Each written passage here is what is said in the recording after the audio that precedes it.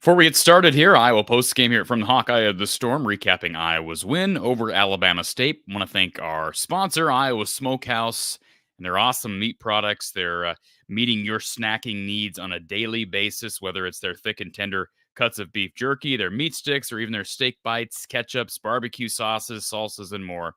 Never look anywhere else. Never go anywhere else. Visit them online, iowasmokehouse.com. Yes, they're an Iowa company, a locally owned company right in the state of Iowa. Tasting is believing with Iowa Smokehouse. Visit iowasmokehouse.com and use the code Hawkeyes for 15% off your total order. So yes, folks, the Iowa Hawkeyes are 2-0. The men 2-0 with another dominant win. 98-67 over the Alabama State. What are they, the Hornets? Are they the Yellow Jackets? What are they? They're the type of something that stings you, right? But Iowa did the stinging tonight. 31-point win for the Hawks. And we got a lot to get to. This is an interesting game. It was back and forth in that first half. Certainly looked like these two teams were playing on an even plane in the first half, the first 20 minutes of this game. Second half rolls around. Iowa, once again, Fran goes with his young guys for basically the last quarter of the game. And very successfully, we saw flashes of greatness from Brock Harding. Obviously, he's a true freshman. He's only going to get better.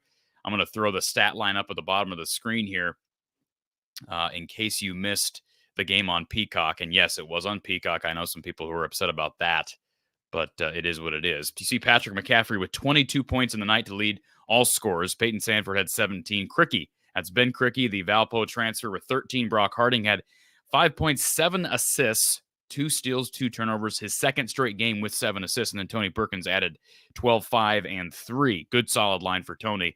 And I still think his best performances this year are most certainly in front of him. They need him in a big, big way, offensively and defensively as this season progresses. But overall, Iowa very clean with the basketball again, in spite of the fact that they are a young team. They're not turning the ball over. Just 6 turnovers on the night. Recall against North Dakota the other night, Iowa turned the ball over just 7 times. Man, those are numbers you can live with. And say what you want about Fran McCaffery. Iowa plays this up and down style. Pace of play is very important to Fran coach squads, as is the case with Lisa Bluter and the women. And yet, traditionally, even with maybe teams that are totally different as far as success level, the Iowa women, you can't really compare the women and the men, but I guess we'll do that for a second. The men take care of the basketball better. And give people like Brock Harding credit. He's a true freshman coming in here, and I'll take a 7-2 assist turnover ratio any day of the week. And again, we'll only get better. And I was pumped when he committed to Iowa, whatever that was, over a year ago, and kind of flew under the radar on the recruiting trail. An Iowa kid, well, I should say a Quad Cities kid. Obviously, you see the chemistry with fellow true freshman Owen Freeman. Going to see some good basketball out of those true freshmen. And we've seen flashes from Elijah Dembele, or Dembele, I guess is the correct way to pronounce it. And then Price Sandfort has been, we saw him flash in the exhibition. He's been quiet from outside since, but his best shooting days are also in front of him. I don't think anybody in the starting lineup is playing great right now through 2 games, Patrick, again, put up 22 against an Alabama State team that Iowa should route routinely. Now, I will say this, in case anybody missed it, Alabama State did compete with Ole Miss the other night. And I talked about that, I believe it was after the women's game yesterday. Alabama State kept that game to 10, lost 69-59 on the road at Ole Miss a couple of nights ago. So, I know not apples, none of this is apples to oranges. You can't play the transitive property game. But Iowa wins by 31 at home against an Alabama State team that proved the other night they can compete against major teams. So that's positive. I'm sure we got lots of other things to unpack here. We'll start as I get the official box score. It looks like the official box score did just come in here from the university, so I'll try to access this. And as I mentioned, Iowa Smokehouse is proudly supporting and sponsoring our coverage this evening. So we'll go to our Iowa Smokehouse call-in line, which, by the way, is available through StreamYard and by phone. If you want to call in, the phone number to call in is 515-635-1601. 515-635-1601 to chat about Iowa's win over Alabama State. And I suppose if you want to talk women, or you want to talk, not just any women, the Iowa women, let's keep it above board. We can talk about the Iowa women and, of course, Iowa football tomorrow. Let's go to our Iowa Smokehouse call-in line. Doug, Mr. Ames native Doug, how you doing, sir? Good. Pretty good, anyway. Yeah. First of all, before we get to your thoughts on Alabama State, Iowa, are you upset about the games on Peacock? No, I have access to it, but I understand. I mean, okay. I was just thinking, I wasn't necessarily going to bring this up, and I know you brought it up the other night about the broadcast and some of the broadcasters, and I was watching MC22's coverage of the Drake game and just really missed Larry Morgan. He was just amazing, and we had him for every game. It's amazing he's still doing it. How old is he? I have no idea, but I don't know why. I once asked Mac when I saw him at the casino in Waterloo. I asked Mac McCausland. They never asked those guys to work for the Big Ten Network, and that just seemed weird for me. Like they just, nothing against the girl on Tuesday, but a slam down stuff that she was saying just really didn't make any sense. Can I just say something about the broadcasting crew tonight? I actually like Trey Demps. Do I think he's the best at being an analyst? He's a young guy. I mean, he was talking about, back in the day when I played and Peter Jock. I'm like, years ago. 4 or 5 years ago. But here's what I'll say. Yeah, we're comparing amateurism the other night, and say what you want about these crews on Peacock, with a totally different league of, and nothing against Jeff Settles. I think, he did great. Great guy, and he's fine. But as it relates to Trey Demps, he's not the smoothest guy doing analyst work. Yeah. But he knows what he's talking about, and he was a really solid guard in the Big Ten. He brought up, I thought it was a couple things he said, that I don't think he's just spewing things out at random like some people do when they're in this position. He used talking about Brock Harding. He made the comment, this kid may be, have the best vision of anybody in the Big Ten already, which he can't really say that 2 games in. Yeah. But I do find that interesting. Here's a guy who played guard at the Big Ten level, observing what he observed tonight. No doubt he went back, I hope, doing his homework, went back and watched Iowa and North Dakota the other night. That says something. And the fact of the matter is that Brock Harding now is 2 games into his career, officially 2 games into his career. And as you see on the bottom ticker, he's, again, tonight ended up with 7 assists to just 2 turnovers. And what were his numbers? What were his numbers the other night? At 7 assists, how many turns did he have against? I don't think either of them had a turnover. I don't think Bowen did or Harding did. They only had like 6 as a team. Against North Dakota the other night, Brock Harding ended up with 7 assists, and he did have 3 turnovers. Okay. But Bowen didn't. Yeah, Bowen did not. You're right. And your guards got to take care of the ball. But I'll take 14-5 assist turnover ratio anytime. Yep. And those are in limited minutes. I mean, again, some of this is in garbage time. You could call it that. And this is not great competition. Nobody's claiming that it is. He's obviously really going to be tested against Creighton on Tuesday. Yeah. But he's got something. He's just, I don't know. He's, you look at him, he's small. He doesn't look real athletic. We talked about him last year. I remember saying some stuff to you, and you said some. And again, he's just small, but that's just the defensive liability. But the whole team's a defensive liability. The kid can jump. He's an athletic. He's more athletic than Jordan Bohannon. Yeah. Okay, I think that's clear. He's quicker than Jordan Bohannon and moves laterally better than Jordan Bohannon. He's not the shooter that Jordan was, at least not yet. Jordan probably had 20 pounds on him. Yeah, Jordan was a little bit thicker. I think he trimmed down a little bit later in his career. But, I think Brock is clear. He can shoot from outside. I thought, brilliant comment by Trey Demps. He made a simple and I thought very effective observation when he talked about how Brock seems to kind of rush his jump shot right now. I thought that was a really simple comment. We can all relate to it. We're watching the game. It's like, yeah, he's right. And Trey Demps would know, being a former guard, that, yeah, Brock seems to kind of jump and kind of rush that shot. Once he settles down a little bit and gets more comfortable shooting at his size in this league, he's proven he can shoot from anywhere. And boy, guys like Steph, saying he's the next Steph Curry, believe me, but guys like Steph Curry have proven that it's not all about size anymore. If you can make shots from anywhere on the court and have the vision that a guy like a Luka Doncic or a Steph Curry has, you can be great. Not saying he's going to be great, but Brock Harding has some skills that most guys his age do not have. Yeah. Same comments you made the other day about rebounding and defense are still the things I'm worried about. 48 to 46, I think, was rebounding. That team had some size, but they were all they were pretty thin guys. But they were all they brought it up. They were all transfers.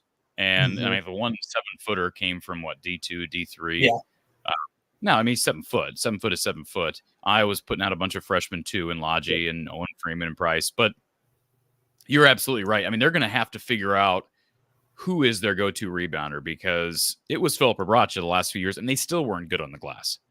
Well, Peyton had 12, right?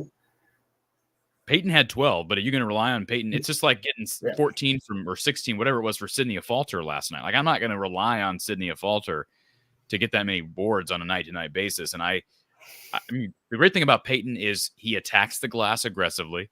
He's long.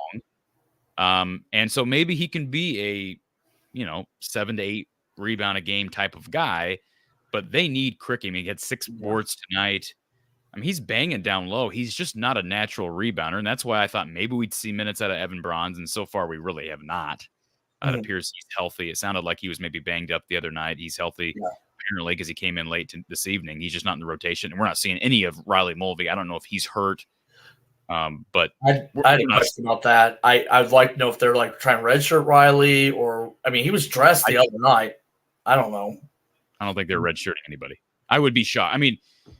First of all, does he have a red shirt? Didn't he take a red shirt? This is his 3rd year, and he'd have 2 years after this year if he redshirted. So. But he doesn't have a COVID year, if that's what you're thinking. He was the year after the COVID redshirt year, but did he play enough in that year one to burn the red shirt? The football rules and basketball rules are different. In football, you get 4 games. In basketball, once you play, you've burnt your red shirt, unless you get a medical red shirt. Okay, so maybe I'm confusing it with the medical, because he played a quarter of the season. The reason why Jordan got his red shirt was he played 10 games, but he had hip surgery the week after, a couple weeks after. You can play the first half of the season, but you have to have a medical reason why you didn't play the second half of the season. Okay. Let me just say this. I don't know what's going on with Riley. Yeah. If it's medical, then speedy recovery. Yeah. If it's not medical and they're redshirting him, okay, fine. But what does that say about the lack of development there? Because the fact that a guy like Lodgy Dembele or Owen Freeman can come in there and automatically be more ready for Big Ten minutes, and here we are, Riley's in his 3rd year, that's concerning. And as a 7-footer, my guess is if that light hasn't come on now, it may never. So, and one of the things I was going to say, we talk about Riley way more than we should for a guy that's only played 50 minutes last year. Well, he's a 7-footer, and he reclassed up, and he came right after the Luka Garza era. And I think some of us expected, hey, he's not going to be the next Luka Garza, but you can ride some of that Garza momentum. Garza, we forget how dominant that dude was. I know you don't, Doug, but some people do. He's the best player in college basketball for a couple straight years. And I know big men are kind of I've talked to Gary Close about this. Big men can sometimes be throwing darts in the dark. Like you can evaluate. Obviously, the great ones you can evaluate well. They're easy to evaluate, right? Anybody can tell that Joel Embiid was going to be great, but like it's sometimes harder once you go down the list. I mean, Riley Mulvey, I just had higher hopes for him given the fact that Iowa had done so much with Luka. You're riding that momentum. You hope that is an indication that we really know how to evaluate 7-footers, and not that they misevaluated him. Maybe he just hasn't developed. I mean, you can't predict all of this, and I hope he ends up being a productive guy. But what you just said, I'm glad you brought it up. Redshirt rule. He's probably not playing this year. In fact, I don't know if you noticed this. He was sitting at the end of the bench, and I don't even know, was he actually fully dressed? That's, again, I wasn't at the game, but people are saying that stuff like that. I know the last game, somebody on one of the message boards said that Fran went up to him when he put the 4 walk-ons in, and they basically had a short discussion. And I don't know what that discussion was about, but anyway, I know next week against Creighton they have a pretty good 7-footer, and it's kind of amazing. A lot of the 7-footers are coming back. Edie, Hunter Dickerson, a lot of them. I was going to ask Coach, they don't have futures in the league. Yeah, right. I guess you make more NIL money than you do in the G League. Absolutely. So, yeah. Yeah. So, I mean, I agree. I'm impressed with Harding so far. I think all these freshmen, let me be clear, I think all these freshmen have a chance to be really good. Yeah. I'll be honest, because this show is fueled by me being honest and forthright. Doug, I don't think this is a very good team. I don't mean to burst anybody's bubble, and I'm not saying that I know better than you or anybody else. I don't think this is a very good team. And I hope I'm wrong. By the way, I may be over there at Creighton on Tuesday. But regardless, I don't think it's a very good team. I was impressed by the fact that they beat a team that just went on the road and lost by just 10 to an SEC opponent. They beat them by 31 tonight. But I don't think you can play that transitive game as much as I'd like to here.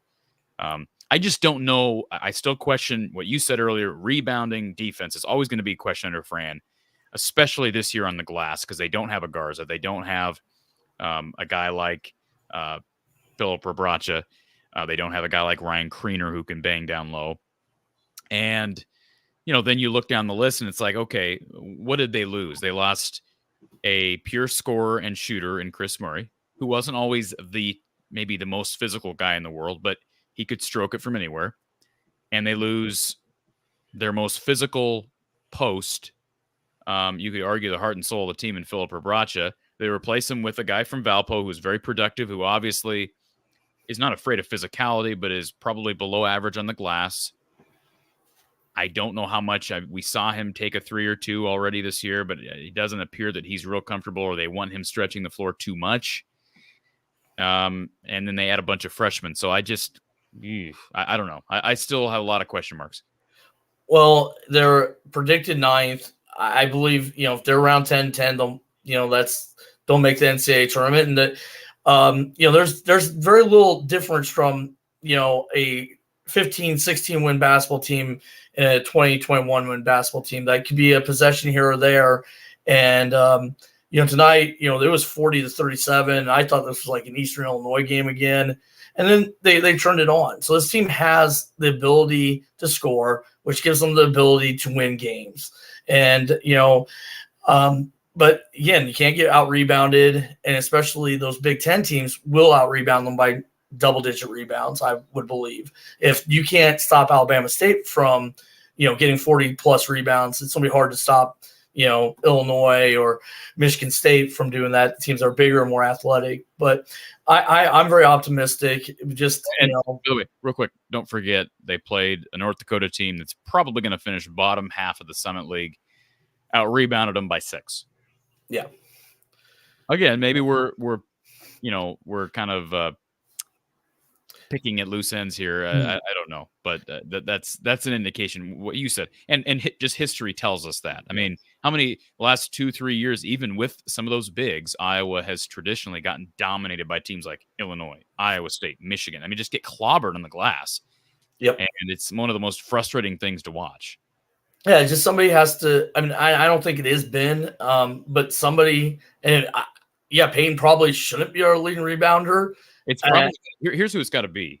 If Bronze ain't gonna play, because I thought maybe preseason there was a chance that we see Evan Bronze. I think it's clear he's not really part of the plan, the immediate plan. So to me, it's got to be Owen Freeman and Peyton Sandford. Those got to be the guys. And then if you can get if guys like Patrick Perkins and Patrick, see, Patrick should be a better rebounder at 6'8", but yes, he is what he is. Agree. He is what he is.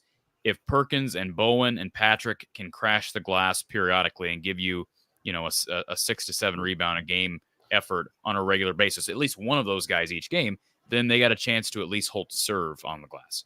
Yep.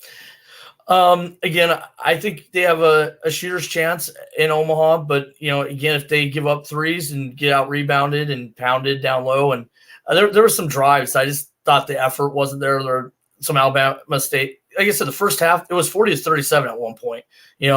That's not good. But Peyton went on that little scoring run, and again, I'm optimistic. I don't know how good this team will be. This team could very easily be 15-16. I wouldn't at all think they couldn't be 21-10, which would get them in the tournament. We'll see. I think it's somewhere in between that. 20, but somewhere in between that is likely an NIT team. Yeah, if you're right. I'm not saying you're right. They could make the tournament. And when I said I don't think they're very good right now, right now I don't think they're very good. They're really, really young, and they have not been tested yet. I know they played Wichita State really close in the secret scrimmage, which is an indication to me. I don't think Wichita State's projected to do a whole ton in the A10 or whatever. Are they in the A10 or the Missouri Valley? No, they're in the American. They're in the American. They went up past the A10 to the American. Don't tell John Rothstein I said that. But anyways, no, I think this team has a chance to be a tournament team, but they got a lot of work to do. Yeah. I mean, last year they had 19 wins, and and they won 11 games in the Big Ten. They've had a winning record the last 4 years in the Big Ten. This would be the 5th straight year they would have a winning record. 6th straight year they would have a 500 or better record, which has never happened in Big Ten in their history of Iowa basketball. Lute Olson had 5 straight winning seasons. I'm talking about in the Big Ten, not overall winning seasons. And so Frank deserves a little bit of credit. He's had a little bit of success actually in the Big Ten regular season. Just like I said, I have some hope on Tuesday that they can knock off Omaha. Again, their big is really good. So they're going to go there and they're going to beat a top 10 team on the road. I'm not saying you're wrong, but I'm saying you have faith that they're going to go on the road and beat a top 10 team on the road. I told you about I still am at 20%.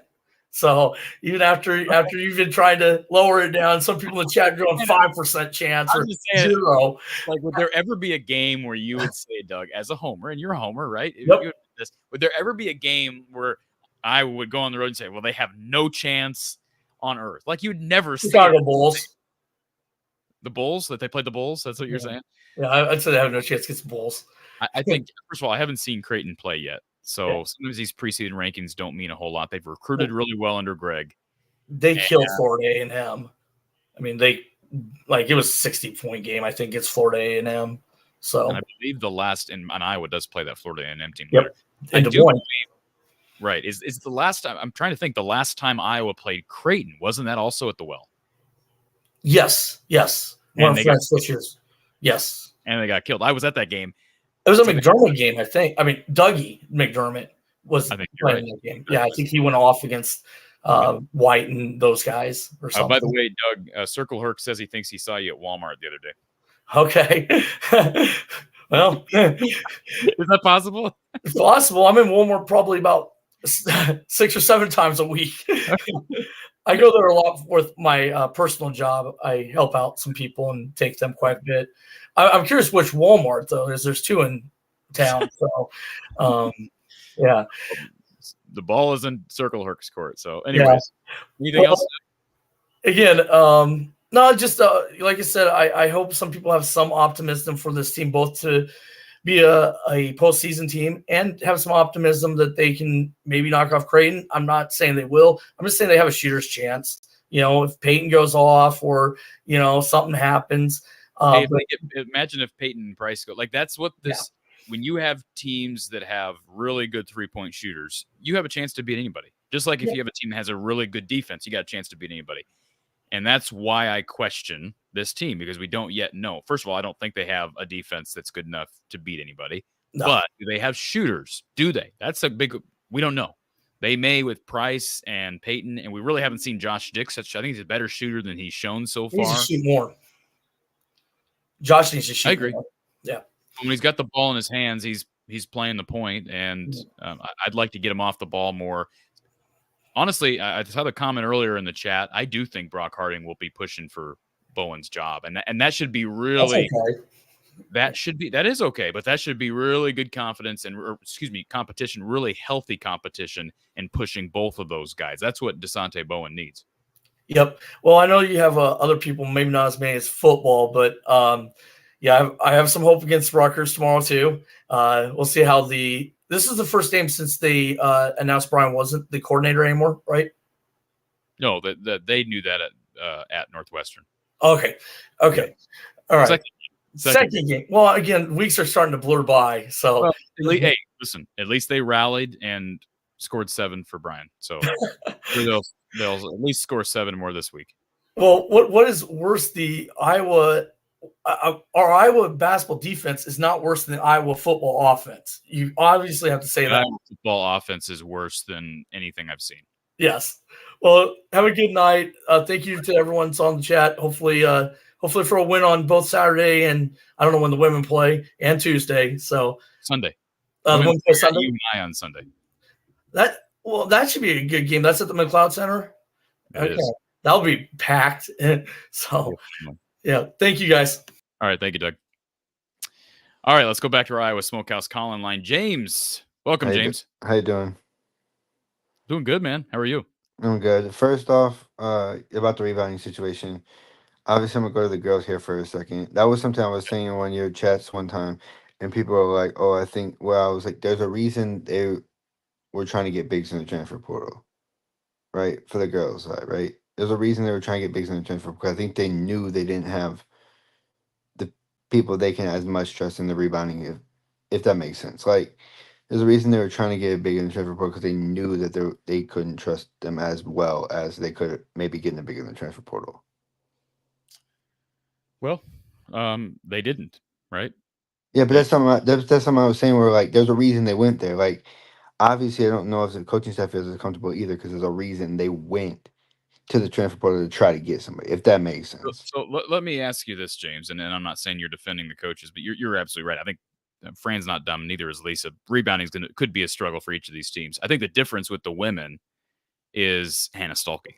Yeah. Iowa does not have a Hannah Stolke. Yeah, and I agree with you. I agree with you on the men's side too. It's like, but we know this is the way Fran's always been and how long he's been here, 10, 12 years, whatever. That's the way he kind of has always been in a way where it's like, other than Luka Garza, obviously, like he hasn't really had that dominant guy for the rebounding side where it's like, that's not really, I mean, he has, but like recently he really has. Like Rabacha, I didn't look at him as that way until he grew. I feel like he grew into that. Like, you know what I mean? Like when he first came in, I didn't feel like he was as good of a rebounder, but like the second year he was way better, if that makes sense. They've been, I think, closer than maybe we realized with a couple of guys. I think Gabe Olashaney Yeah, I agree with you on that. I like Olashaney all the time, but he had an opportunity to be a really, really good rebounder and just kind of bloomed late. And then they were, you're right. They've tried to go out and get guys like a Fardaws Amac when he was first available, and he was known for being a dominant rebounder.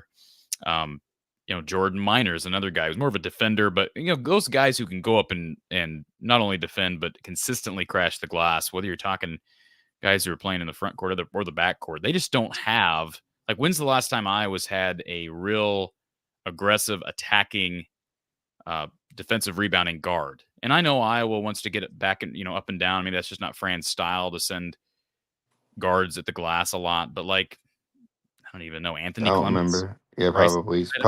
It was probably Sappy, but I mean Anthony Clemens, but obviously that's his nickname. But I mean, Devin Marble maybe a little bit, but I mean they really have not had. And don't get me wrong, like Jason Kidds and Steve Nash's, those guys don't come around every day. I get that, but it would just be nice if one of these guys, like we saw a flash, I thought from Sasante Bowen a couple nights ago, that he's willing to go in and crash. But it may come down to coaching and how these guys are how they're being told to run the offense. And I think they're going to struggle especially if they're trying to rebound out of a zone.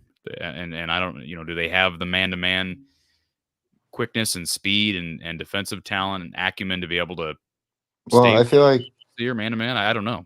I feel like that's one thing too I was gonna talk about too. Like, as a basketball coach, for me at least, I understand like the difference in throwing different defenses at people, right? So like, from my perspective, I get it because like I know when we were playing games and we throw different defenses, people it throws people off, right? But like, it feels like in general we run a zone at Iowa. Okay, not we, but like when Iowa runs a zone, because I don't want to get confused with what I'm talking about. I feel like they get out of position a lot. You know what I mean? Where it's like they'll leave a 3-point shooter open a lot of times. It seems like when they run the zone and then they hit a wide open three, and then it's like the zone doesn't work either because it's wide open shooter. So it's kind of a struggle to watch them run zone a little bit sometimes because it seems like they get out of position a lot, and it seems like it's been that way for a while. Where like they'll get too crossed up, or they'll try to switch and they don't switch quick enough. If that makes sense, like you seen earlier in the game, I think when was it Freeman maybe? I don't know who it was out there. It was Cricky, I think, where he switched. The guard switched in front of him. He didn't switch back quick enough. Like he didn't leave right away, and the dude hit a wide open three.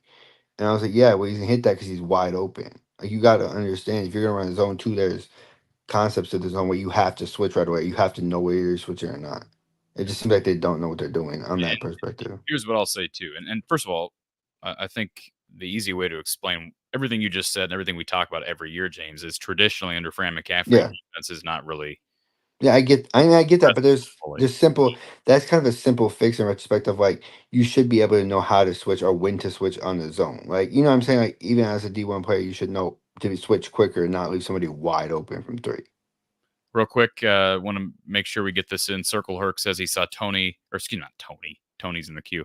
He saw Doug at the Duff Walmart. Next time he'll say hi. And T. Hink says he always sees Doug at the Lincoln Center Hy-Vee. Go ahead, James. But no, I was just saying, like, I feel like as a D1 player, you should know when to switch, or it should be less rare for you to get out of position, if that makes sense, especially playing at that level, where you got position in the zone. But obviously, defense has been a big key. But I like some things we saw today. Peyton got on that little run, and he always seems to do that. Like he'll hit 1-3, he's gonna hit a couple more. I feel like that's always been the way he's been. Like once he hits one, he's gonna hit a couple more, and that's a good thing. I didn't realize Patrick had 22. For some reason, it snuck up on me. I feel like he had I was like, oh, he's going for like 15 or something. And then I was looking at my phone. It was like 22. I was like, that did not seem like he had 22. But I'll tell you one thing. You're bringing up Patrick. He was 6 of 6 from. Honestly, I walked away from this game feeling like Iowa didn't shoot free throws very well. But then you look at the final percentage. Patrick did. But yes, it was absolutely. You know what it was? It was. Iowa's bigs are not shooting free throws well. Lodgy, I think, missed like everyone he shot, and then Lodgy shot like 2. Yeah. Freeman was 6 of 9, and Cricky was 3 of 8. Those numbers got to be better. For sure. Freeman's not. 6 of 9 is not terrible for Freeman. I mean, that's not. I mean, it's not great, but 6%. I would prefer a shooting. I would prefer better, obviously, but like compared to what everybody else is shooting at the big spot, it's not. So for the game, Iowa ended up 66% because most of the free throws came from their bigs. But Tony Perkins was 4 of 5. Peyton was 3 of 3. Patrick was 6 of 6. So Patrick, obviously, I think the big key for him, it's always been, right, attacking the lane. And if he can get to the line, he's showing thus far through 2 games that he's going to be just fine from the free throw line. I'm trying to find his numbers. Patrick on Monday was, or Tuesday, was 6 of 7. So do the math. He's 12 of 13 through 2 games from the line. That shows an improvement. I don't know what he was shooting heading into the season. But Cricky the other night against North Dakota was 1 of 1. So maybe, small sample size. We got a lot of basketball here in front of us. Owen Freeman, he got his first free throws tonight of his young career. I don't know what those guys did against North Dakota. Quincy. Well, no, against Quincy. Yeah, but another thing I wanted to talk to you about too is Bowen. Like I love Bowen. He plays great defense. I feel like he's a hustler. He's a scrapper. But one thing I feel like he didn't need to do this game as much was shoot his three, because I feel like if he pump fakes and drives, he's good. He's quick. He's gonna get to the rack quicker than everybody else. So like I feel like in general he doesn't need to like shoot the three as much, because I don't see him as a 3-point shooter. He's a slasher. He can get to the rim quick enough. I don't know. I feel like some of his threes were just not needed, if that makes sense. Like I feel like he was 0-3. Boy, it'd be nice if your starting point guard could knock down open threes. Yeah, I mean, I'm not saying that. I mean, obviously it would be nice too, but like, also you can slash a little bit. There's one where he shot and the dude was like flying right at him. I was like, just drive right by him. Like, just drive right by him and just lay it up or pass it. Yeah, hopefully those are plays on film later that he looks at and says, okay, slow things down a little bit, settle down a little bit. You got to remember he's pretty young too, so maybe maybe these first two. I mean, here's the deal. I don't love the fact that they go to Creighton on Tuesday because I wish that you could have a little bit more of a. I mean, they've had 2 tune-ups plus the exhibition plus the scrimmage, so they probably feel like they're ready for a test. I would rather them get tested against like a Virginia Tech or someone. Yeah, I don't know about a Creighton test. I don't have a good feeling about a Creighton test. I feel like it might be a little. Yeah, I don't either. But I mean, I'm okay. I mean, I want to watch the game. Believe me, I'm going to be excited about the game. But yeah, I mean, I'll watch as much as I can because we started the season on Monday, so I'm excited for that too. But in general, it's just like we just know we just need to hope we can get a little bit of defense. We know we never have been able to, but like you said, I think the biggest part is rebounding. Rebounding is gonna be the biggest key because like obviously we know we haven't played great defense on the front in a while, so rebounding is gonna be the key. It'll be interesting to see. And I know Creighton's a really good team, so it'll be a really good measuring stick for us, if that makes sense. Like to see kind of where we stand with a team like that. And I know it's early in the year too, so that doesn't make a difference. But the Big Ten is also weird. James, before I let you go, can you? I'm gonna do a quick trivia for you. What channel is the game on Tuesday? I'm not sure because I haven't looked yet because I don't know if I'm gonna be able to watch it because I don't know what time we practice yet on Tuesday. So I'll just tell you it's FS1. I mean that might be okay. I don't know how the broadcasters are in FS1, but they can't be bad. I mean, obviously not as bad as BTN Plus, but well, I'm gonna joke with you about that for a while, but No, we're not done with BTN Plus. We got several more men's and women's games on that network, so we'll see. Yeah, for sure, we'll see. But it was fun. I mean, obviously, when you got there early too, I had kind of the feeling. One more thing before I got you go, I had kind of had the feeling where it's like, okay, so it's too close for comfort, especially when they took the lead 26-25, I think it was, or 25-24, whatever it was. You're right. Okay, they're not looking great, but then they pulled away, and I think that's a little bit confident in respect of like the younger guys came in and didn't like they we were trailing a little bit. Some of the younger guys came in and they still didn't, like waver. They just kept playing the same way anyways. Yeah. And that's big, especially for that young in your career. But I'm interested to see, and I'm interested to see the Brock and DeSante battle. I feel like that's gonna be a good battle to watch because I feel like they're both. And I feel like your point on Josh Dix bringing up the ball. Why don't we just have Brock bring up the ball and just have Josh run the 2? Well, we might see that more. I feel like that would give Josh more looks from 3. Yeah, we might see that. I mean, Brock in some ways is very much like Jordan Bohannon in that he is a really good passer. He can also stretch the floor from 3 and make deep shots. He's undersized, but he's also a lot quicker than Jordan was. I think he can attack the rim better than Jordan. I think he's got better vision than Jordan. He's just not the shooter yet. So Fran's not going to have any problem playing him if he's ready to go. I'll tell you, let's not forget, Desante Bone is a 4-star coming out of high school. At some point, well, this is just his second year, so I guess I'm not. He's only a sophomore. He's young. He didn't play a lot last year. In some games, he didn't barely play at all. So like, you can't really measure that in retrospect of like he didn't play at all in some games. So like, it's kind of hard for him still. He's still trying to get his feet wet. I feel like in some games too because he didn't play every game last year. So, but it'll be interesting to see. And obviously, like I said, I'll be in Iowa City tomorrow. So my first game in like 2-3 years. So it'd be fun at least to get back there. And obviously the women on Saturday or Sunday. No, that's definitely one I'm gonna watch. Being from the Cedar Falls metro area, I guess Cedar Falls ain't metro, but being from around the area here, it'll be interesting for me. And then obviously I'll try to be on as many calls as I can when my season's starting up. But I watch every video back again, so and I always make sure to leave a like. So appreciate that, man. Yep, enjoy your night and go Hawks tomorrow, and I'll see if I can get a hold of you. And sounds good. I'll let Tony get on the line now. Okay, sounds good, James. Thank you. Johnny Moore, you guys talk like you're afraid to watch them lose when they play a good team.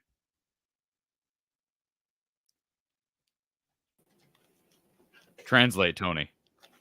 Translate, please. Oh, yes, sorry. I was enjoying my Iowa smoke. You gave me a hard time. I don't know. Please translate this message to me. You guys are You talk You guys like you're talk like you're afraid to win. watch them lose when they play a good team, just because you guys are talking like, because they have no. I don't think they're Go going to win. Yeah, you're just being realistic about it. Yeah. I'm sorry, I'm being realistic. But I will say this though. I did look at Ken Palm, and Ken Palm does give us a 21% chance to win. Also, So Doug was really close with his 20%. Yes, Doug was right on. I do got a few things I want to cover that we talked about last night, and then 2 about the game. Number 1, I went back and looked. Fran has only been ejected 4 times in his career at Iowa. Can I recap? Do you have it written down? Oh, I know all of them. Yeah. Okay. So he was ejected at UNI early in his career. That 2011. He was ejected at Wisconsin in like 2013? 14. Okay. He was ejected. Let me think here. At Ohio. No, he was not ejected at Ohio State. No, that was when he ran him down at the locker room. And yep. I got it. Okay, so what I got? UNI, Wisconsin. I gotta think of who else he was ejected against. I had the other one in the front of my mind, and now I lost it. I don't think he's been ejected against Michigan State ever. Don't think he's been ejected ever against Michigan. It was 2018. I'll tell you that much. 2000. The next time. So we got 2011, 2014, 2018. Was he against Maryland? Yes, in 18. At Maryland. Yep. Okay, I couldn't remember. Was that the Cordell Pemsl where he got literally elbowed in the back of the head? Yeah. Yep. Was it? And then the one last year.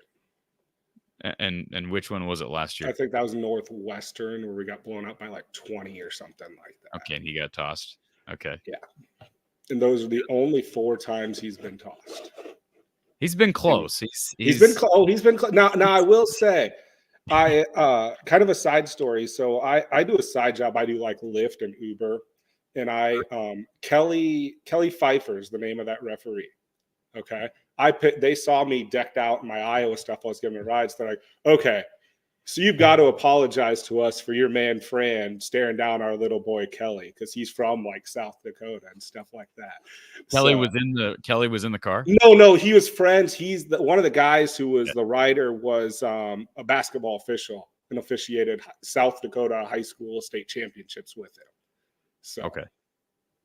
By the way, Jesse, he was not ejected for throwing the chair. Nope, he was not.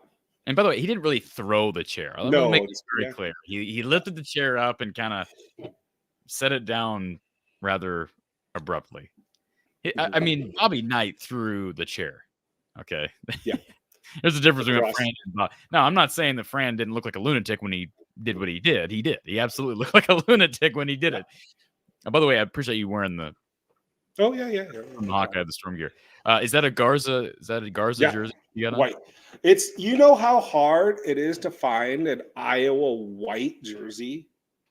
Like you can find the black one, you can find the one with like the Tiger Hawk, and you can find the gold script. This one I had to go to like one of those knockoff sites in China or whatever that someone told me, it's legit quality. I mean, you can't tell seriously.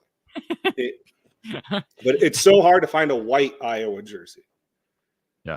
Real quick, just want to address something in the chat before we continue here. Yeah. Steve wants to know how many T's. How many T's does Fran have? I was trying to find that out. I will do that the next time before the next show. I'll get that calculated up. But there's nothing that really has a running total, but I'll try to find that. Okay.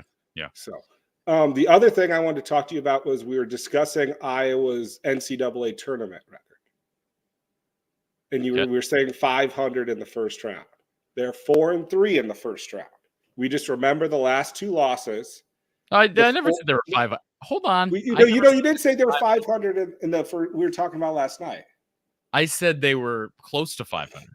4-3 is pretty darn close. 4-3. It is. It's one loss. They have had chances in this to get to the Sweet 16 and have failed. Yes, but go ahead. Let me just say this. This is going to ruffle some fans that are really passionate about Iowa basketball history. It's an Adam Woodbury missed foul call away from being probably 3 and 4. Because remember, he got away with a push on that tip in against Temple. What year was that? You know what I'm talking about. Yep. That was a missed call, probably. Now I'm glad they didn't call it because it's the last second of the game, but he absolutely pushed off. Mike Gasol airballs the shot in OT. Woodbury catches it, tips it in, and Iowa wins. But he doesn't tip that in, or he gets called for the foul. They probably lose that game. Now, what was the other asterisk? I will say you have that asterisk. My asterisk always was it 2021? Yeah, 2021. That tournament was the first post-COVID year tournament. We played Oregon on 36 hours rest, and Oregon was the only team whose opponent COVIDed out because Oregon had a bye in the first round, and we played a game 36 hours prior. And then we played Oregon at like 11 a.m. on Except like Oregon. They ran us out of the gym. We lost by 30. Lost by, it wasn't even close, but they were clearly the better team. Yeah. Now, right? I'm fair. Yeah. Oh, I agree. Now I'm going to do my apology. Okay. I apologized last night. I went and did some digging. Okay. Vivian Samowski was the name of the BTN announcer that we were kind of trashing last night. Okay. No. I'm apologizing. Hold on. No. Hear me out here. I went back and I looked at the game notes for that game. Vivian was not scheduled to do that game. It was somebody else. Okay. So she was scheduled to do the game the night before the women's game. And because she's a junior student, I'm guessing at the University of Iowa, that's what I figured out. And she works for the Daily Iowa. So she's a junior at the University of Iowa. She did the women's game the night before. She was not supposed to do the men's game. I guarantee you they just threw it on her at like 3:00. And that may have explained why it was as bad as it was. I have nothing against that young lady. I don't either. You did the research, but I just want to apologize because I did trash her a little bit last night and looking into it. She was one of the two commentators for the women's game. Correct. And that was scheduled, correct? That was scheduled. Okay, just to make very clear. Yep. We're talking about an Iowa women's basketball team that has sold out every game, that sold out every home game all season and put out 55,000 fans for an outdoor October game just a few weeks ago, correct? Mm-hmm. Yep. Okay. Yep. I just want to make sure. And we did talk, in addition to this, about the poor quality of BTN and their production, like BTN Plus, okay? Do you feel Peacock does a better job? Peacock's no better.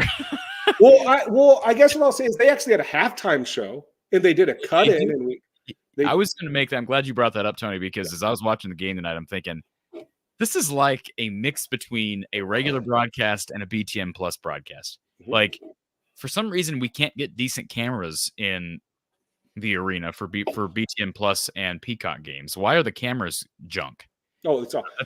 That's but to me, it seems like the Peacock cameras for football are amazing. Whenever I've watched a Peacock feed for football, their cameras seem amazing. Tonight, it looked like it was watching like SD TV before HD TV came out. It was awful. I thought it was terrible. And then the other thing about it is I have no problem with Trey Demps, but the game ends and you notice they kind of went to a camera. I don't know if he's caught that. They go to a camera in the corner that's just sitting there and there's no music. And it literally just made me think, is this a BTM Plus game? We're just staring at the court as the fans file out. Just odd. I don't know. I will say they've got some big games like Tennessee playing Wisconsin right now on Yep, BTN. I'm watching it. It's just finished and Tennessee won. What was the final? It was like a 8-point spread or something. They're interviewing some Tennessee guy. I forgot to look up to see what the final was. But I want to say it was around like 8 points or something like that. Carter wants to know, was it just him or was the video quality on Peacock absolutely horrible? Yes. Awful. Yes, it was not good. Awful. And I even tried like switching between like my iPad and my TV and stuff like that. And I couldn't. It was awful. Yeah. So the two things about the game tonight, I saw on social media that Brock Harding, for the second game in a row, was now out putting up shots after the game. Like, the kid's a tireless worker. There's going to be no one that's going to outwork that kid, it seems like. And you can tell he's going to get more and more comfortable. Now, there'll be mistakes, but I don't know when they hand the keys to him, like everyone's saying. Well, I mean, when he's ready, he's just going to keep playing more minutes. I mean, tonight he had, how many minutes did he have tonight? Let's see, Brock Hardy had 15 minutes compared to DeSante Bowen's 18. Not a huge difference. And No.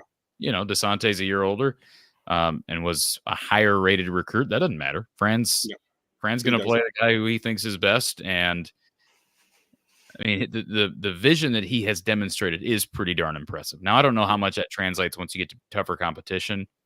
I would have to think it will translate. I don't know if he's going to get 7 assists a game, especially in less than 20 minutes a game, but he's throwing some dimes and he's not turning the ball over. And he showed in high school the ability to step back and knock down deep threes. He starts doing that, then he's dangerous. He's really dangerous when he starts doing that. Mm-hmm. The other thing I was going to say is Laji could be that guy who could give us some boards too off the bench. I think he's one of the more overlooked. I mean, obviously the 4 freshmen, you know, he's obviously the least heralded, but I think he's going to be a valuable piece to this team. Laji had 4 rebounds tonight and 1 against North Dakota. I'm seeing the things that I see, and that he can switch and he can guard guards. He actually can keep a guard in front of him on defense, which is something to be said for this team. I know that seems like a small victory in basketball, but he can guard guards as a big man. And it sounds like the Tajo kid who they just signed, he might be the best rebounder in that class. The one who's coming in next year as a freshman. Yeah. So they are addressing it. Now let's see if it can translate to better wins. Yeah. So, hey, can I give a plug for something real quick? Like 10 seconds. You guys mentioned Walmart, and I know you guys, some of you guys are Ames locals. Are you guys Sam's Club members? I am.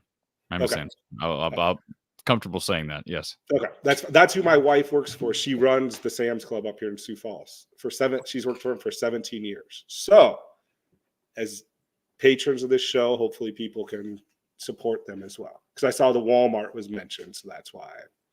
So that allows me to do this job. That allows me to, you know, be on here and do whatever. So, and I still got your smokehouse. They sell it at the gas stations up here now too, in Sioux Falls.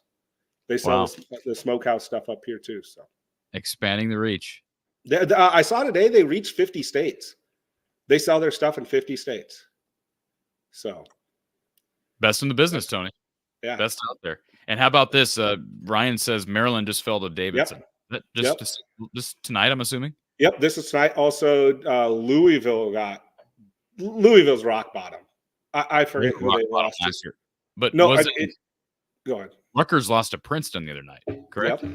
Yep. Saw that on the broadcast. Incredible. And Illinois was given a run for their money, but I think they pulled away. Let's see.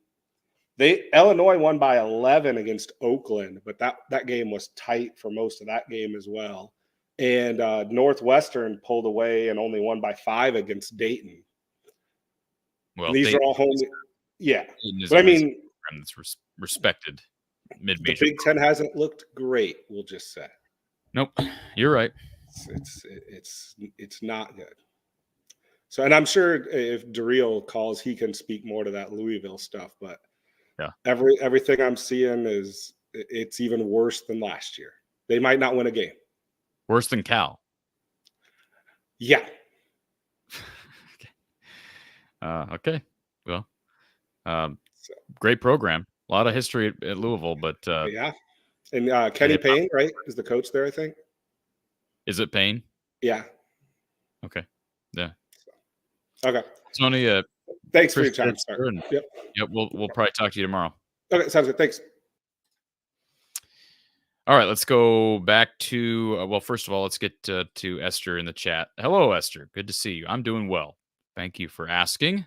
Appreciate you being here, and everybody in the chat. If I put your comment up, but I haven't acknowledged it, I apologize. We've got Josh, we've got Ryan, we got Drill MVP all waiting here. A lot of people flooded the queue here early. We appreciate that. Let's go to our Iowa Smokehouse call-in line in just a second. Before we do that, figured it'd be a good opportunity. Since Tony mentioned our sponsor, Iowa Smokehouse, yes, they have awesome products, and they're available across the country. As Tony brought up, they are most definitely available all across the state of Iowa. But if you visit them online, you'll get a special deal. First of all, you get 15% off your order by using the code Hawkeyes. Again, that's the code Hawkeyes for 15% off your order. Just visit iowasmokehouse.com and do your shopping there.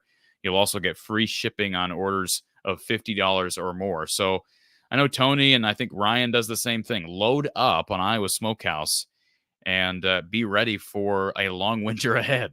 And what better than eating and watching sports during the cold months in the state of Iowa. Again, that's iowasmokehouse.com. Tasting is believing with the code Hawkeyes for 15% off your order. All right, let's go back to our Iowa Smokehouse call-in line. Josh is on hold. Josh, welcome. Hey, Cory, how are you? Doing good, man. How are you? Good. Just some takeaways from the game. First half was shaky. I mean, it probably would have been us, 5-point lead at half, not from just from Peyton's 4 3-pointers in a row. That kind of gave us a slight lead after half. I think a big adjustment that Fran made that they kind of mentioned was that they started switching ball screens, and I think that kind of stopped their penetration, and then it led to long shots, long rebounds, and fast break layups, dunks. So I think another big concern for me besides rebounding is our half-court offense. I mean, we really only have one shot creator in Perkins.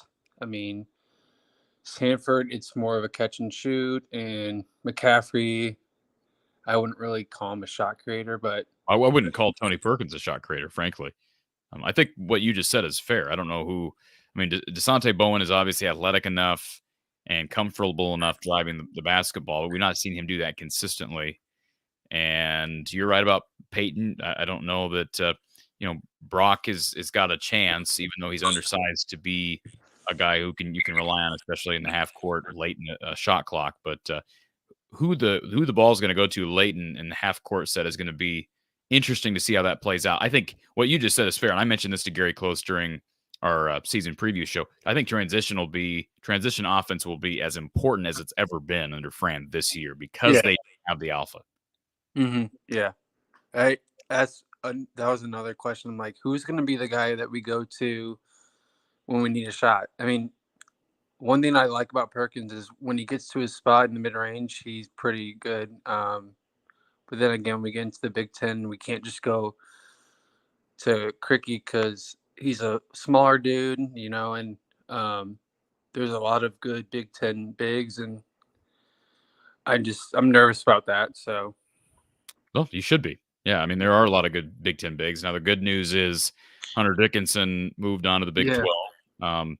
How in the world are they going to guard Zach Edey without Josh Ogundele, without Philip Rebracha, and O'Reilly Mulvey that might not be playing potentially? I don't know. I mean, how in the world do you defend that? And that'll be a question for Gary because they play Purdue next month.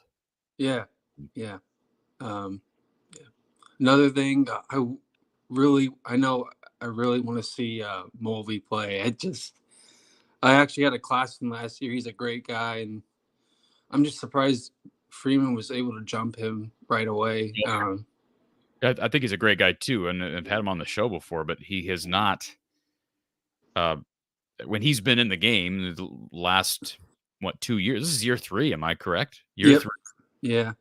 He's not really. He's had moments, but for the most part, they need a guy at 7 foot who can be dominant on the glass. They can rely on for, shot blocking purposes, rim protecting purposes, and a guy who can run. And unfortunately, what I've seen out of Riley so far is a guy who's not real comfortable running the floor. Yes. That's what I see when I watch Riley Mulvey back on tape. But, maybe they are redshirting him and they think, hey, one more year, we get 2 more years out of him, we'll be happy with that. But I hope that wasn't a recruiting miss, because you're right. He's a great kid. And, he's you can tell on the sidelines, he's very engaged, loves his teammates. They need a 7-footer. They could use his size. Mm-hmm. Yeah. Just one more takeaway. I know Patrick had a pretty good game, but it was very silent, 22 points. I know, what's his name that was broadcasting the game, Trey Dempsey, was saying he's very good at, this is how he said it, was very good at cherry picking. That's what he said. But he does it in a way it doesn't hurts his defense. I just wish we would see more of him on the defensive end. I feel like there's times where he's just doesn't put as much effort on the defensive end, but I don't know. Let me just say, that's why and this is going to sound really critical, that's why he's never going to play in the NBA. Yeah. He's never going to play in the NBA. He doesn't have the size, but even Jared Utoff has had a cup of coffee in the NBA with skinny arms and legs. Mm-hmm. Patrick does not defend very well, and he does not rebound. He's 6'8". Yeah. I know. Yeah.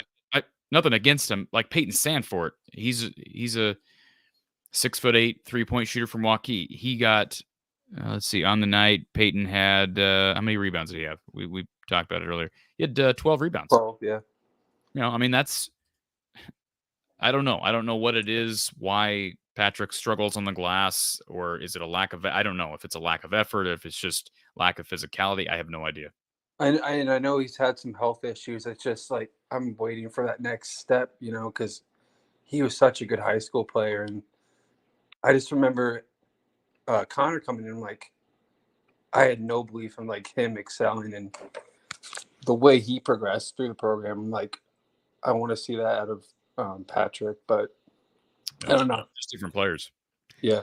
They're different players and different personalities. And, based on what I've been told, he's likely this is his last year, and that's fine. But don't stick around if you're not loving it. But they need, if you're going to be playing a guy who's 6'8", he better either A, be able to rebound really well, or B, really be able to stretch the floor. And Patrick can make threes. Tonight he was from the floor. Let's say from 3, he was 2 of 5. He's shown the ability to make 3-pointers. He was a leading scorer tonight. He's probably their best all-around scorer still. Mm-hmm. But that's why part of the reason I'm concerned about this team, because I think Fran, even his dad, thought maybe there was a chance that Patrick could turn into an alpha by his senior year, and that just hasn't happened. Yeah, like he's had some other issues too, and you wish him the best in all those things, but I don't know that he's developed quite like they thought he would. Yeah. I think that's it. I love Freeman and Harding combo. I'm originally from the Quad Cities, so it was nice to hear some names come out of there, and you don't usually hear names coming from there that usually do well in college, and I hope to see them progress. So you got a couple of really talented young women who are also coming out of the Quad Cities, Journey being one of them. It's amazing. Yeah. Well, that's all I had. I appreciate it. Hopefully, Josh. Hopefully, I can catch the show tomorrow. So sounds good, sir. Go Hawks. Go Hawks, absolutely. Please hit the like button, folks, if you're here and you've been watching. Please, very simple. Just scroll down, hit that little thumbs up. And if you're not subscribed, do that as well. Easy to click the bell for notifications so you're tuned in. And do have good news. Tony asked me yesterday, hey, is Tom Kaker going to be a part of some shows this year? The answer to that question is yes. We're going to try to work Tom into the mix. And yes, Gary Close will be a part of the shows moving forward. As we get to bigger and better competition, that'll be a more regular thing as well. All right, we're going to put our phone line caller on hold. We'll be right back with you. And let's go to our Iowa Smokehouse call-in line. Ryan is on the line. We're going to hold on a second, Ryan. Ralph asked a question. He says, how long until Brock Harding cracks the starting lineup? If he keeps playing like he was tonight and like he played the other night, he's got a chance to start at any point. I don't care if he's a true freshman or not. I don't think that's how he evaluates his guys. Brock had 11 minutes the other night against North Dakota compared to DeSante Bowen's 22. And of course, Josh Dix and Tony Perkins are going to get some run at the one as well. And perhaps Fran can kind of mix it up and move guys around and kind of confuse opposing defenses a little bit, keep teams on their toes, and perhaps that can kind of be a shtick of this team that makes this team different and special. Perhaps Fran's the head coach for a reason. Charles says, Cory, I know it's early in the season. Do you feel like Krikke and Braun are overrated as transfers? Let Freeman and Lodge play and develop. Well, I think Kricke's going to be really important. Braun has just not played. Evan Braun's has just not played much, and I thought he would play. Now, he wasn't real productive on the offensive end at Belmont, but he was effective on the glass, and I think defensively he was decent inside. Kricke's going to be important. I felt like Krikke and a lot of other guys, they struggled. The Bigs struggled shooting free throws. I felt like sometimes loose balls. It felt to me like a lot of these guys kind of had butterfingers tonight. Just hard to corral loose balls. But yeah, I mean, I agree that maybe Bronze. I don't think anybody thought Bronze was going to be a great transfer. Let's remember he was going to be off scholarship.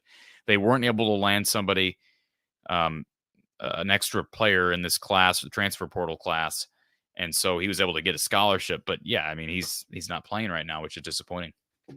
All right, let's go to our Iowa Smokehouse call-in line. Ryan is on the line. Ryan, welcome. Hey, Cory, how's it going? Going good, man. How are you? All right, man. Hey, real quick on the women's game last night. Yes. Couple things. Did you hear any update on O'Grady? I did see, I believe it was Hawkeye Report.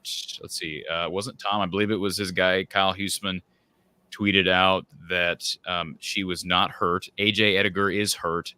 Addison O'Grady not playing was a coach's decision. Interesting. Okay, thanks. Yeah, that was just an awesome game. I missed your show last night, but very incredible. Hey, about your comments. I was watching the game, and obviously I echo everything Brock Harding. I was thinking, we made middle of the pack and, a 10 seed, let's say, making the tournament on equal or lesser teams. I think one reason, and I think you got a very reasonable take, as much as I would love to blast you, I can't. We don't have the obvious best player on the team for the first time in a long time. And I think that's part of it. Now, right now, my money's going to be on Peyton at the end of the year. I think he'll lead us in rebounding for sure and possibly be our leading scorer as well. What do you think? Well, I know the hype has been pretty strong for Peyton preseason. And, the thing that concerned me heading into the year is how streaky he has been. Mm-hmm. Last year he went through about a 2-month stretch where he couldn't knock anything down from three. And then he gets hot in some games and wins them a couple games. But like what you just said is key. If Peyton is crashing the glass, he's going to be maybe the most important player, regardless of how he's shooting the three. And that's only going to help him. If he can really impact the game on the defensive end and on the glass, it's going to make shooting a lot easier. I mean, I think there is something to be said for playing with pressure, especially a guy like Peyton last year, where his job was to come in and shoot threes. And if he can't make threes, that pressure is going to build and mount and build and mount. But if he's contributing, he's kind of looked at as the guy on multiple facets this year. I think maybe that takes the pressure off his 3-point shot, and it probably makes him better from three. I agree. I mean, and I also think Patrick looks fantastic so far through 2 games. Creighton's going to be a very interesting test. I think we can hang with them. Will we beat them? Not saying that, but we're going to – I mean, in 98, I watched a middle-of-the-road Iowa team go into Fog Allen and beat Kansas in 98 as well, and by a lot. That was 25 years ago, by the way. Come on, man. I was in my college house. I was in Iowa City back then, man. Yeah. By the way, I'm just saying simply, my biggest concern is our potential depth as far as molding roles and having, this is a 10, this is a 30-minute kind of guy. That's just one big thought I have, because I think in the earlier Fran years when we would go 10, 11 deep, our roles were convoluted and it kind of was just a fly. Sometimes a guy got hot, but the team didn't feel that defined, and I thought we left a few wins on the table. That is a concern of mine, but I think we got loads of talent, and it was that young freshman, sophomore, second string that did expand the lead tonight. I understand the opponent isn't exactly Creighton, but there were some good things I think you can take away from today. By the way, real quick, because our guy Kyle just alerted me to this. As you probably know, Ryan, I'm a big Dallas Mavs fan.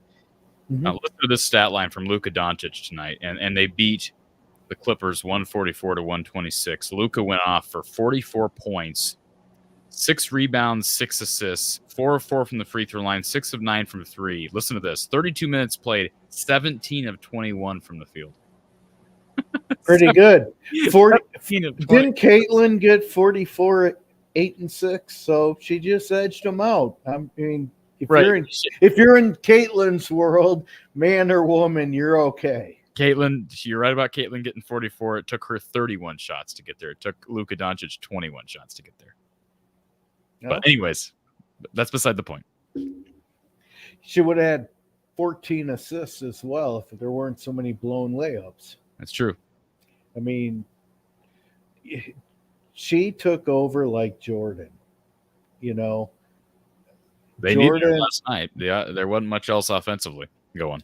I mean, you had to be up 10 against those Bulls back in the day late to secure a close win. And they would play it tight, and then Jordan would take over the last 5 minutes, and it was over. And I kind of felt like that with Caitlin last night.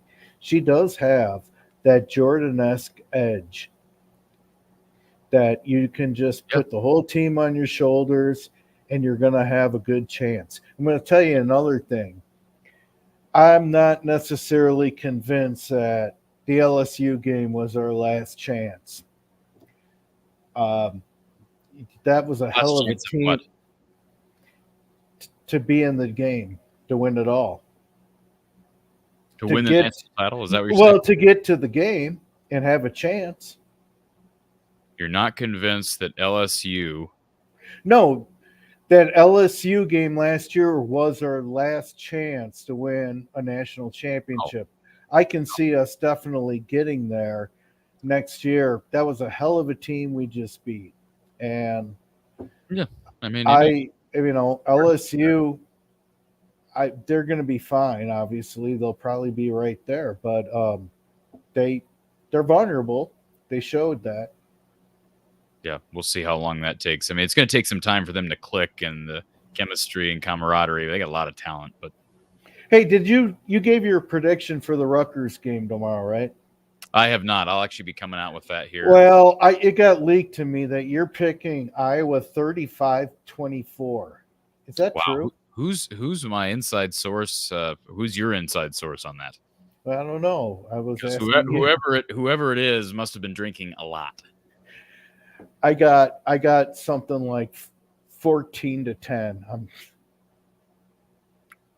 I could see this honestly, Ryan. I'm come out with my prediction yet. I could see this game tomorrow being like a 7-9 type of game.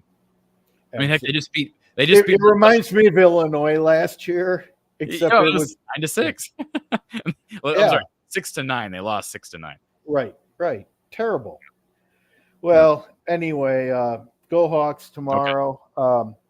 I think we have some potential on the basketball front. What's your feeling? Are you thinking NIT, or are you thinking? I mean, the goal should be tournament, but I would guess if I was to be a safe bet right now, it'd be NIT. And I can see this team getting in anything 8 or north. Yeah. it's possible. That doesn't exactly, nothing tells me that this makes me feel like we're going to beat the Sweet 16 drought, but we'll see. Ryan, I appreciate you calling, sir, and we'll talk to you Thanks. tomorrow. Have a good one. Thanks, sir. Drill MVP says, I think Iowa beating Creighton is much more likely than beating Kansas in Kansas. That's probably fair. Charles says, Cory, not just away from basketball, had a quick football question, OC search question that's been talked about. You heard anything about former Iowa player, current Buccaneers offensive analyst, David, is it Ray or Rye? Yeah, he was at, Vandy, I think a year ago or 2 years ago. I heard his name tossed around when they were looking for a quarterbacks coach before promoting Brian. And I don't know enough about David and what happened at Vanderbilt to really comment. I don't know. He would probably not be my first choice, but I have looked that name up, especially when we were talking about quarterbacks. I was open to that commentary when we were talking about quarterback coaching, but I don't know. I just don't know enough about his resume at this point. But you're right. He did play at Iowa, has called plays in the past at the Power 5 level. And I did not know he was on the Buccaneers staff. All right, let's hit our final two callers. Our Iowa Smokehouse call-in line. Drill MVP's on the line. Welcome, Drill MVP. Hey, Cory. How you doing this evening? I'm doing good. By the way, StreamYard gave me a notification that apparently, I'm guessing you're calling in via Android. Yeah, I saw the link that popped up saying Google is investigating the issue, so they've got the top guys on it, I assume. Yeah. So, anyways, that was the problem yesterday, I'm assuming. Yeah, I'm guessing. Who would have guessed out that of all the issues? But Cory, there was a ton of great games on. Be honest, didn't see a single play of this game because I'm not paying to watch Iowa versus Alabama State. But Iowa did what they needed to do. They won by 31. As long as they won by 1 point, you won. You're going to face Creighton, a much better team. That's going to be the measuring stick game, Cory. Iowa looks great, but have you seen Creighton play? I know they've only played one game, but oh my goodness. Yeah. They beat the absolute living soul out of FAMU. They won by like 50 points. Well, FAMU. I mean, who cares about FA? What wasn't FAMU like? Where were they at in Ken Palm last year? Probably somewhere near the bottom. Yeah, they were one of the 4 teams Louisville beat last year. Oh, they were. Okay, so they were terrible. Let me see here. Florida. Yeah, I can hear myself again. Florida, let's see, Atlantic, Florida. Yeah, they were 359 out of 363 Division I teams last year in Ken Palm. They were 7. They're terrible. That doesn't come to me. But who does Creighton play this weekend? They play somebody before they play Iowa. They play the Bison in North Dakota State. Okay, that'll be a test. Yeah, that's probably the best team that either Iowa or Creighton's played up to this point. So I'm very much looking forward to that game. But I've got to ask you about the strength of the Big Ten overall. I mean, I thought you guys were pretty weak, but you all might be even weaker than I thought. I mean, you got Maryland losing. You had the big one with Michigan State losing at home to James Madison. What do you think? Is the magic number moved up for you in your mind? Probably. I don't know. I mean, that's a better, obviously, question for the experts and these people that do bracketology. I mean, I'm looking through the conference right now, and I mean, Michigan State's got a loss to James Madison, but we would anticipate they're going to be a tournament team. Ohio State lost this evening to Texas A&M. My guess is Ohio State's a borderline tournament team. Rutgers lost to Princeton, but Princeton has been a decent. I mean, I know they're Ivy League. I get it. Rutgers actually plays St. Peter's, so you might be having some flashbacks and some PTSD on the 27th of November if you watch that game on Drill MVP. But I mean, I still think, I don't know that the magic number has moved up. There just may not be as much top-heavy strength in this conference. I thought it was going to be top-heavy with Michigan State, Purdue, Illinois. I don't know that that's the case. Michigan State lost to James Madison. We mentioned Illinois kind of struggling with Oakland. I still think those are the 3 best teams. And then, you know, after that, is it, you know, in Illinois, or excuse me, in Indiana, you know, they kind of struggled with Florida Gulf Coast. So, you know, I don't know. Is it Ohio State? Is it Wisconsin? Of course, Wisconsin battled Tennessee tonight. Didn't watch that game, but it's just so early. I mean, we're less than a week into the season, and we're gonna find out a lot about this conference over the next couple of weeks. That's for sure. Okay, I see Tony Schneider in the chat wants me to comment about the Louisville Cardinals. So do you mind if I comment about Louisville? Sure. Okay, Louisville lost to Chattanooga, which is normally embarrassing, but for Louisville, they've only won 5 games in 2 years. And I actually thought, as crazy as it is, this is probably one of the best games they played in 2 years. They actually looked like they were able to somewhat defend and somewhat get on the rebound. I mean, think about this, Corey. They're 1-1, but they're 25% of their win total from last year. At 1-1, they're just a really bad team. I guess it could be worse. I'm not sure if you're watching Cal Pacific right now, but Pacific is beating Cal by 3. Yeah, I've got it on the big screen here in the corner, so that's why I got to get off this show so I can finish watching Cal and Pacific. Is that game actually televised? Yes, it's on the Pac-12 network. Oh, what a sad night. Sorry, Corey, but some of the comments you've been making is hilarious tonight. I mean, the bottom of the ACC, the bottom of these Power 5 conferences, some of them are horrendous. Like, I think Georgia Tech or Boston College, one of those teams lost to Harvard or something like that. Boston College barely beat the Citadel tonight. I mean, Vanderbilt lost to Presbyterian. Presbyterian won 3 games last year, Corey. Gotta wonder how much of this is the transfer portal effect. That's what I wonder. But we'll see if that continues. I got you, Corey. Do you have a score prediction in mind, or do you have an outcome you think most likely for the Creighton game? Do you have any early leans? I would, well, I'm leaning Creighton. I'd probably say something like Creighton 85, Iowa 70. I could see that happening, but with the way college basketball has been going this season, Iowa winning would just be another upset. I'm not sure if you watch. Duke lost tonight to Arizona. So, anytime Duke loses, I win. So, it's always a good night. Who likes Duke? I mean, seriously, who likes Duke? What has Duke done? Any relevance? Duke more I like Duke more now that Coach K is gone, but I would agree with you for the most part.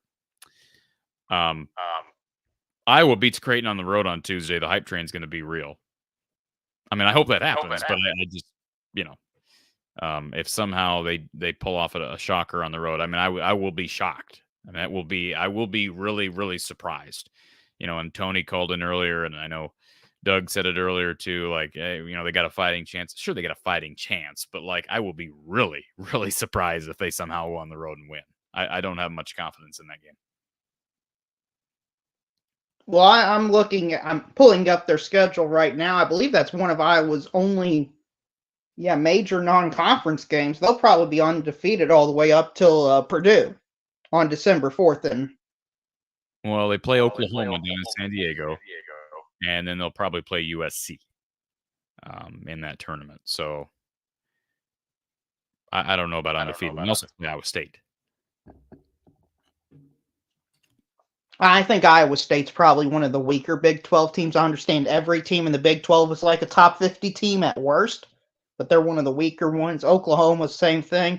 USC looks really good. I'm not sure if you've seen them play. They played Kansas State on a neutral site. They looked athletic. They looked like they can defend, move around. I was very surprised. They handled a good Kansas State team, in my opinion. Yeah.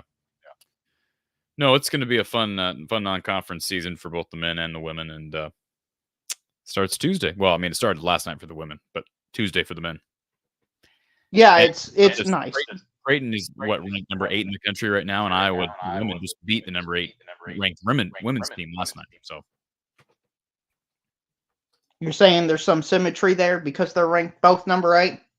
The difference is this is a true road game against an Iowa team that's not nearly as good in their respective sport, but you never know. They're not far from home. I'll be anxious to see how many Iowa fans run over to Omaha.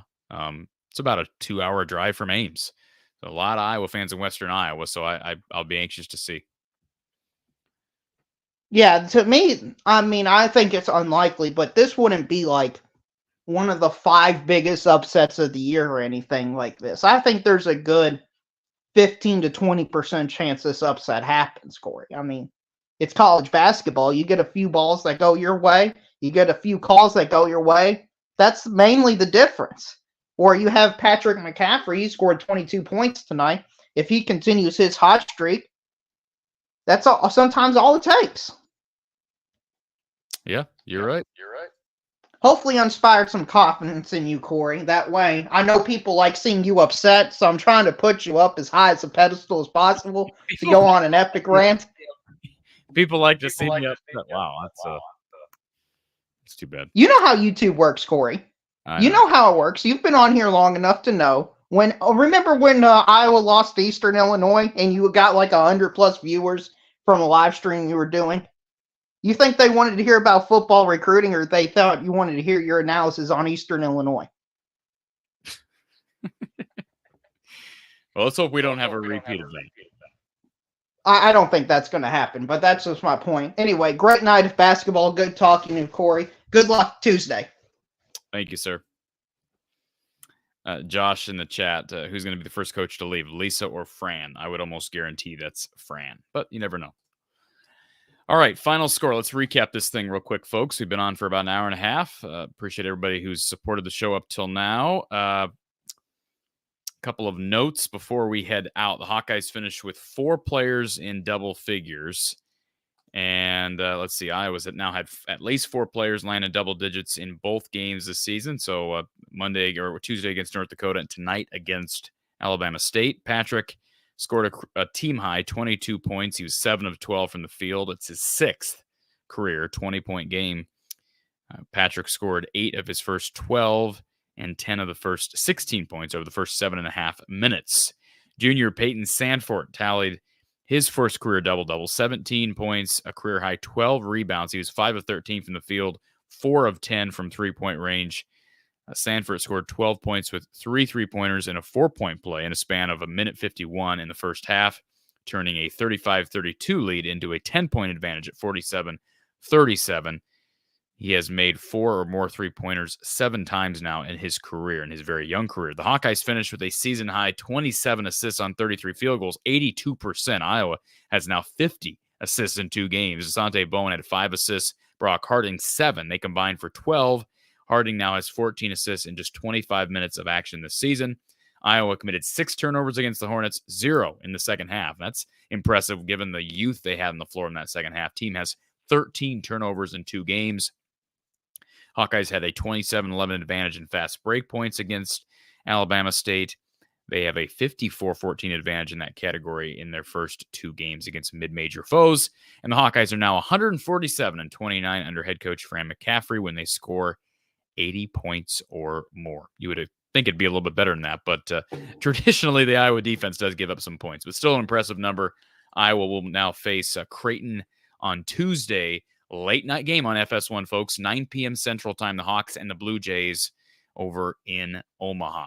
A reminder, everybody, that I'll be live with you tomorrow for Iowa Postgame with Coach John Patterson after Iowa-Rutgers football. Yes, it will kick off at 2:30 p.m. Central Time on BTN. Be sure to join us then. In the meantime, if you are interested in sponsoring the coverage here from the Hawkeye of the Storm, email me at fromtheeyeofthestorm@outlook.com. It's on the bottom ticker, fromtheeyeofthestorm@outlook.com. You can also donate to the cause by means of PayPal, Venmo, Cash App, etc. Appreciate everybody being here and our sponsors. As always, have a great night. We'll talk to you after Iowa and Rutgers tomorrow.